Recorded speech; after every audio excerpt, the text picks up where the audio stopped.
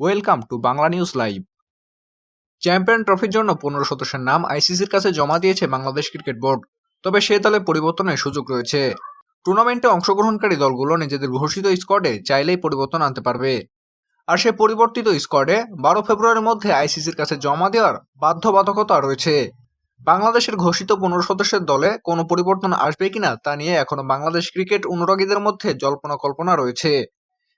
বিশেষ করে চ্যাম্পিয়ন ট্রফির দলে সুযোগ না পাওয়া দুই বড় নাম সাকিব আল হাসান এবং লিটন দাসকে চূড়ান্ত দলে রাখা হবে কিনা সে নিয়ে প্রশ্ন ছুড়ে দেওয়া হয়েছে হেড কোচ ফিল সিমসকে দিকে। দল থেকে বাদ পড়ার পর বিপিএলে দুর্দান্ত এক সেঞ্চুরি করেছেন লিটন। এছাড়া ঢাকা ক্যাপিটালসের হয়ে ইনিংসে শুরু করতে নেমে খেলেছেন আরও কিছু গুরুত্বপূর্ণ ইনিংস। তাই লিটনকে শেষ মুহূর্তে চ্যাম্পিয়ন ট্রফির দলে অন্তর্ভুক্ত করা হবে কিনা সে বিষয়ে জানতে চাওয়া হলে কোচ মিচেল সরাসরি কিছু বলেননি।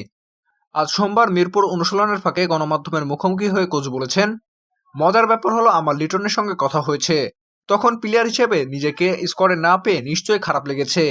আমি জানি সে নিজেকে প্রস্তুত করে নিচ্ছে এবং ব্যাটিং নিয়ে কাজ করছে।